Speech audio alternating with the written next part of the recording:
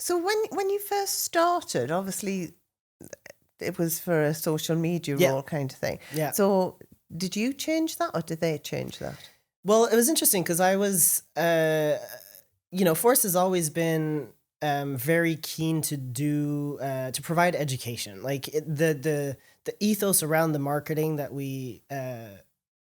ever since I was in, but even before me, the marketing was always like, well, we want to create educational content.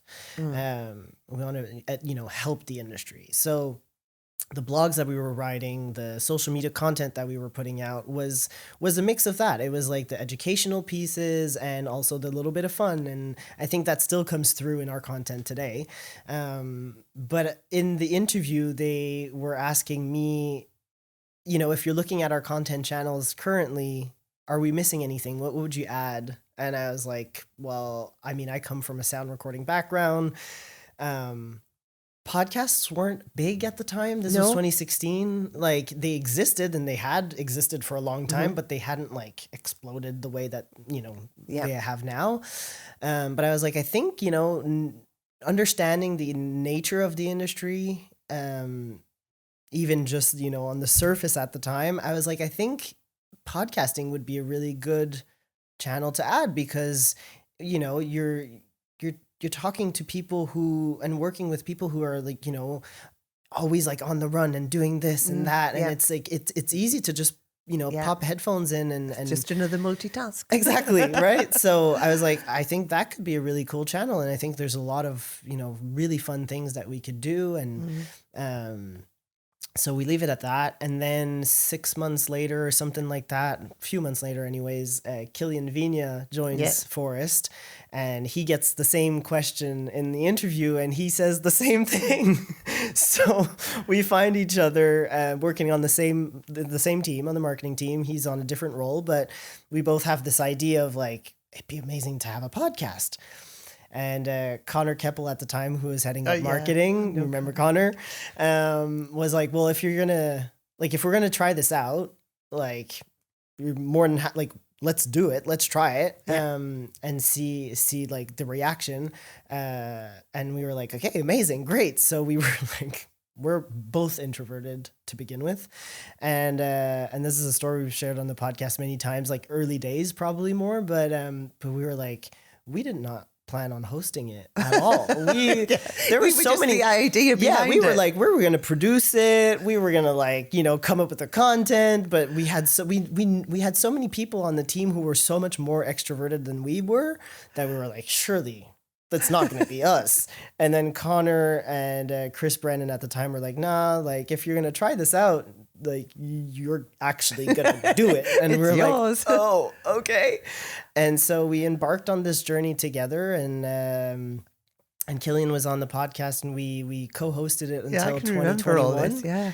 Yeah. He left the company in 2021, and I'm still very much in touch with him. I'm supposed to spend the week with him and Nace when I get back to Dublin later on this month. But yeah, it was a great time. We really built it from scratch, it was the great thing is because you just made it your own though, didn't you, kind of thing. And we tested out a lot of stuff. Like the first 3 years was really like seeing what direction we wanted to go with it, how, like, what identity would it have, what worked, what people were resonating with. And have you ever gone back and listened to the very first episodes?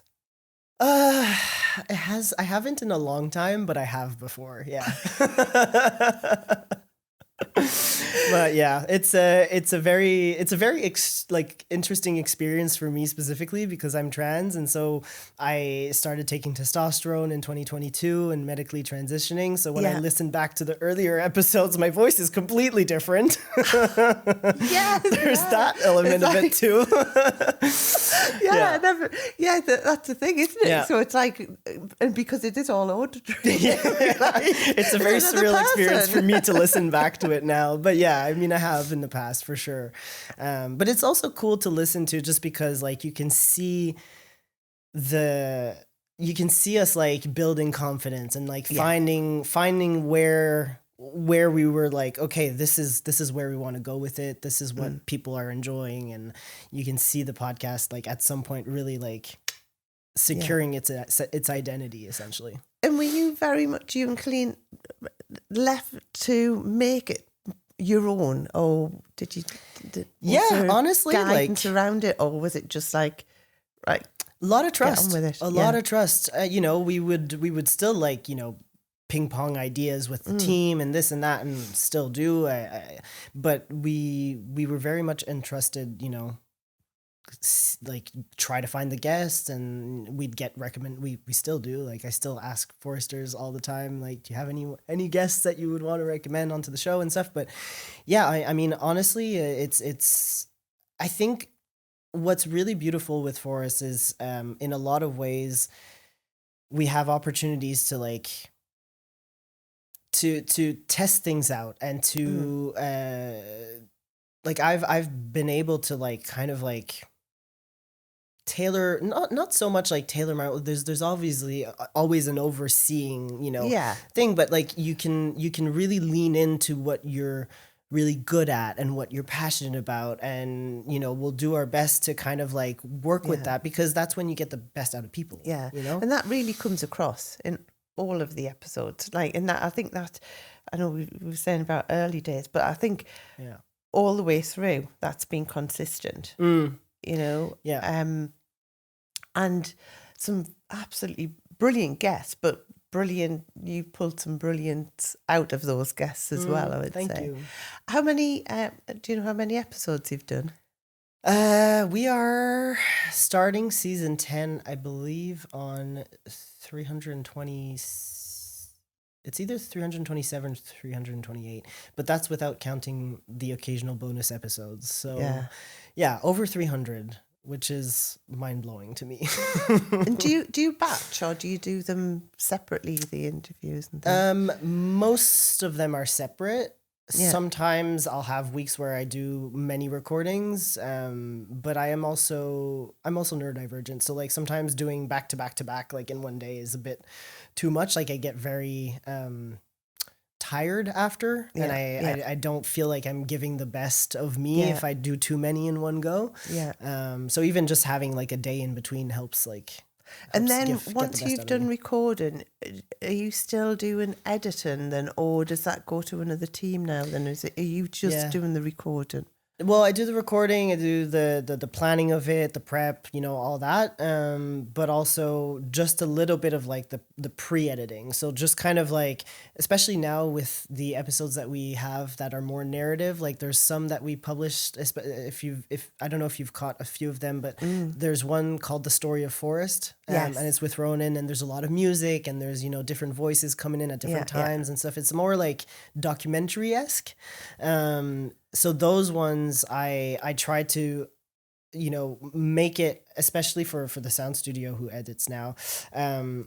You know, I'll put together the A to B, like all the voices are there in the right spots, but then they do the whole like magic, you know, fine tuning and adding the music and adding tension when it needs to have tension, or adding pauses when, you know, like leaving space, things, enough space to breathe, and they do the final mix. And it's from season 4, so that would have been 18, 19, 20.